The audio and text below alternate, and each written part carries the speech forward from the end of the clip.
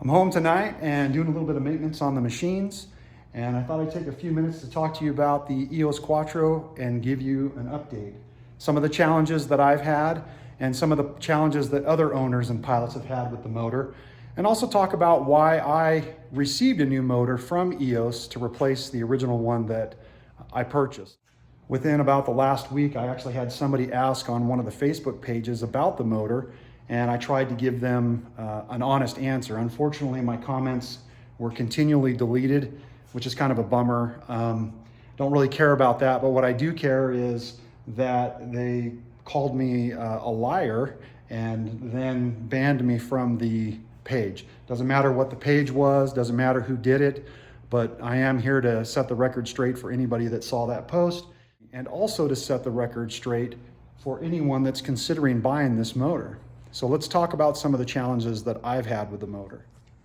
So the first thing that I noticed was that I was getting oil all over the propeller and some micro droplets back here. It wasn't a lot. It was about the same amount that I get flying my two-stroke. We were able to trace the issue to the PCV valve, or the positive crankcase ventilation valve, which ends right here. And if you have the oil any more full than where it is right here in the window, when you run the motor, it blows oil out of that positive crankcase ventilation valve like it's supposed to. So what I did is I put a tube on it and I extended it to the bottom of the frame. And once I did that, that stopped the oil getting on the propeller. The other issue that I had was actually this, I guess you would call it a bowl drain for the carburetor. And it originally went to the tank right here. And I'm actually gonna get a better cover for that. I'm just waiting for one that fits well. And basically what would happen is if you had fuel come out of that overflow, it would come down here and try to go into a small hole drilled into this nipple. But what would happen is it would settle around inside of the plastic tubing and then eventually start to leak all over the tank. It wasn't a lot, but it was a little bit annoying, and I like to have a clean machine. So what I did, same thing, just like on a motorcycle, where they basically vent it to the ground. I vented it from the carburetor and followed the other tube that I already put on the machine for the PCV valve and vented it right down here next to it. And we'll talk about these rubber hoses that run to the oil cooler.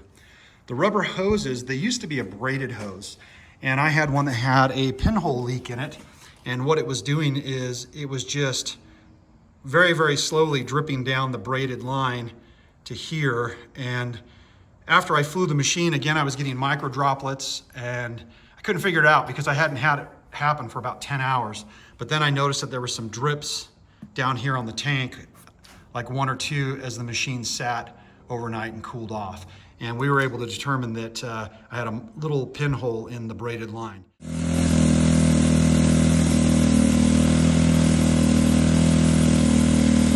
Now, EOS has since changed the line, and now it's a rubber line. The next thing that I had was actually a legitimate oil leak.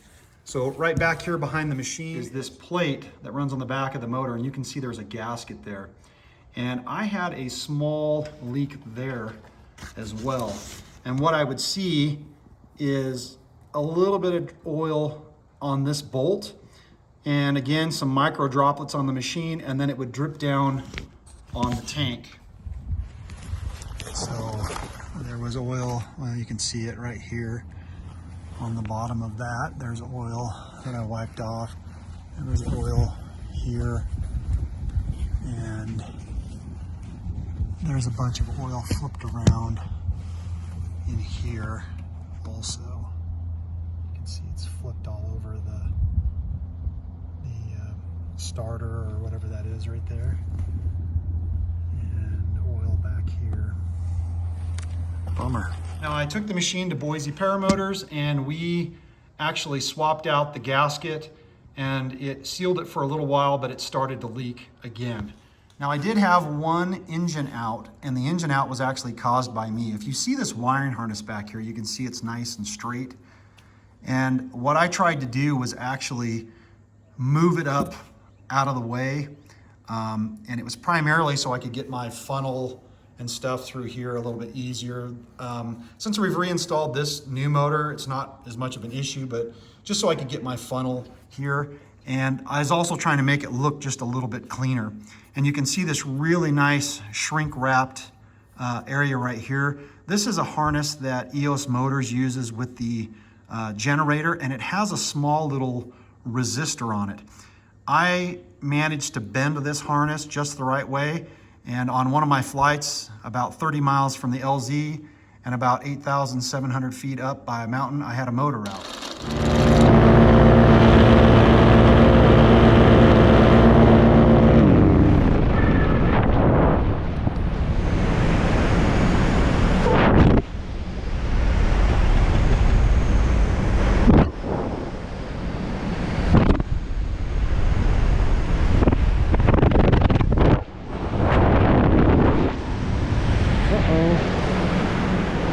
Try to head for that park right over there.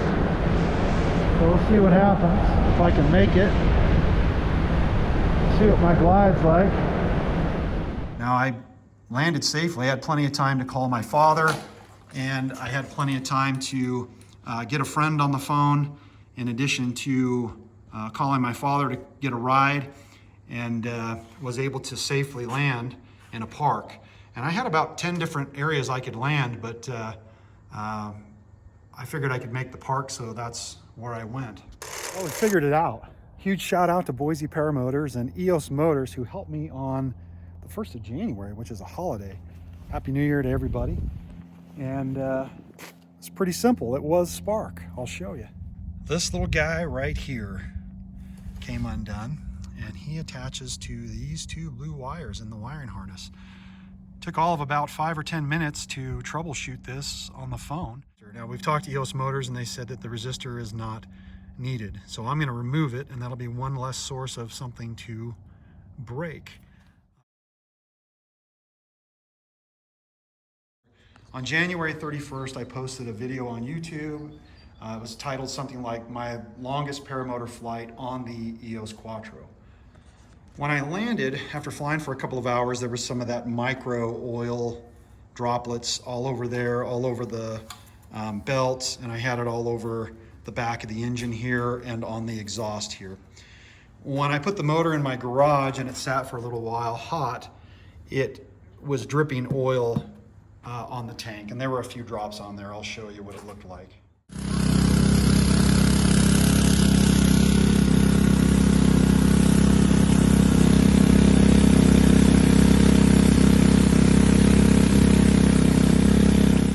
When it started to leak again, Boise Paramotors contacted EOS Engines, and they decided to send me out a replacement motor. And part of that was due to the fact that I actually had a pre-production machine before this one. Now this one looks a lot nicer, has a beefier starter, and it has this blue gear that my other one didn't have. I kept my carburetor to make shipping easy, and I also kept my exhaust. And that's why I got a new motor.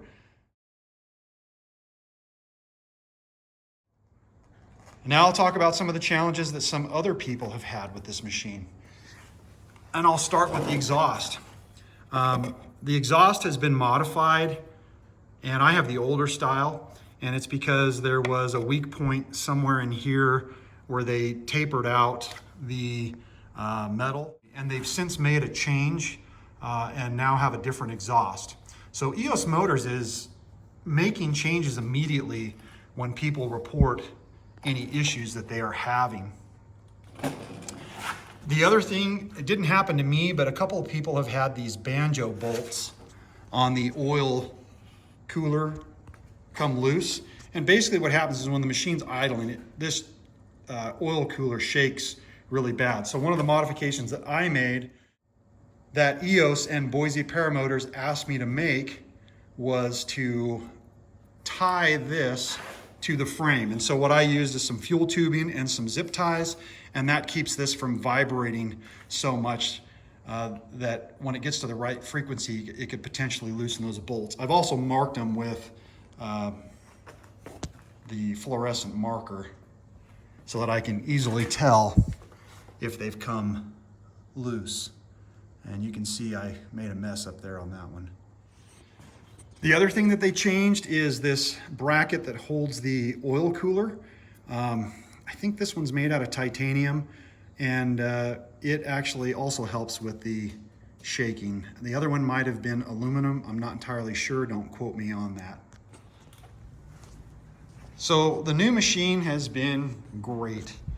So far on this new machine, I have right around 5.2 hours. I've done my first oil change.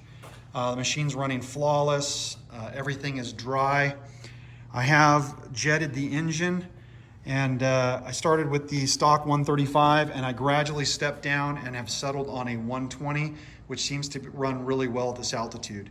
I'm really careful and slow with my adjustments because I want to make sure I check the plug and I'm not going too lean. Fuel economy. Now that I've rejetted the machine, if I'm flying with my Epic 2 motor from BGD, I get about 3.1 liters an hour for fuel economy, and I'm able to make level flight at 5,500 RPM, and when I'm in ground effect, like 4,900, 5,000 RPM if I'm like doing a foot drag. If I fly with the Luna 2, I'm still burning 3.9 to 4 liters an hour because I need 6,000 to 6,100 RPMs for level flight. So what am I working on here in the garage? Well, it's actually not the EOS. It's actually my Factory R, which has about 60 hours on it. And unfortunately, on March 29th, about 30 minutes into my flight, my starter just simply exploded. It hit my propeller and damaged it, and it also damaged the flywheel on the back of the motor.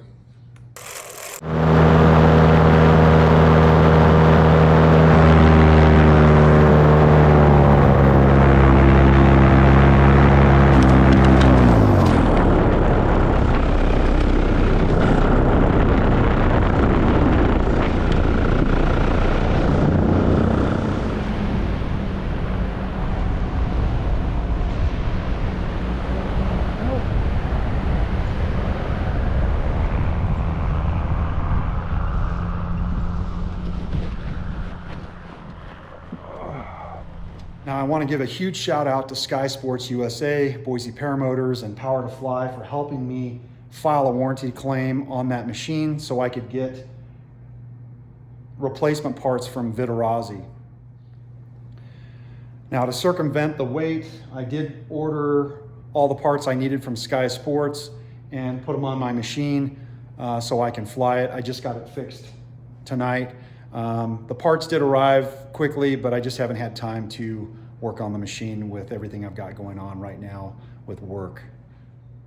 I don't have anything bad to say about Vitarazi. I think they make a great engine, and I have no doubt that they're going to honor the warranty on this machine, but I'm certainly not afraid to say that I had a problem with it. I filed a warranty claim, and hopefully the parts will be on the way soon. Now, that being said, if anybody needs any help filing a warranty claim with Vitarazi, I've been through that process, and I'd be happy to tell you how I went through that and what you need to do. Bottom line, make sure that you record everything about your machine, your serial number, when you purchased it, have your purchase information, and make sure that you take pictures and video of the machine before you take it apart. Those are some of the things that, in all fairness to them, they want to make sure that were damaged. Now, they're not going to cover my propeller that was damaged, so you can see I've got another propeller on it, and I'm just waiting for the parts. So huge shout out also to Vitarazi for making a nice machine as well. But here's the reality. These are small engines. We're asking a lot of horsepower out of them, and you're gonna have problems with them. That's bottom line. I did not sign up to be a paramotor mechanic or a mechanic in any way, but if I wanna fly these machines, I've gotta work on them. it's no different. The Quattro is no different. The new Rotax 503 that I bought is going to be no different. So final thought on people commenting about the engine or their experiences, their thoughts, their opinions. I think it's really important that we leave everything up, whether we agree or disagree. So for example, if people make comments in this particular YouTube video, I hope people are respectful of each other. But if somebody disagrees with my opinion, or even if they still think I'm a liar or whatever, I'm not going to delete their comments. I think it's important that other people be allowed to respond, that I be allowed to respond, and let people form their own opinion whether or not they want to make a financial investment in something like this EOS Quattro. I think it's super important that EOS continue to develop this motor. I think it's great that they're doing it. They're the only ones out there making a 4-stroke right now that'll go on your back that I know about personally. There might be somebody else somewhere in the world, but EOS is the only one that I know that's doing it and making that kind of power. So I want to see them succeed. These innovations that we have in paramotoring are really, really important. And if you can tell me a manufacturer out there that hasn't had growing pains, hasn't had problems with their engines, I'll be really surprised, because every engine I know out there has either been blown up, has gone lean, burned a hole in the piston, something's happened to it. Had a head gasket come apart. I had a starter come apart, oil leaks, whatever. These machines are, again, we're asking a lot of power out of a small displacement, and I fully expect to have some issues now that I'm about 2.5 years into the sport, and I know that they're just not as reliable as a car or a boat or something else.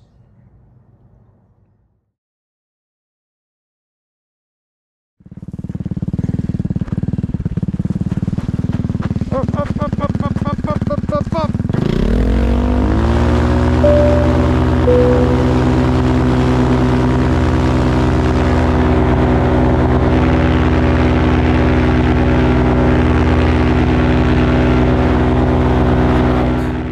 30 degrees, and we're gonna go fly the EOS Quattro. I've got my wing laid out at the other end of the field, and we're gonna be flying the Epic 2 today. All right, we'll see if we can get this thing in the air. Woo!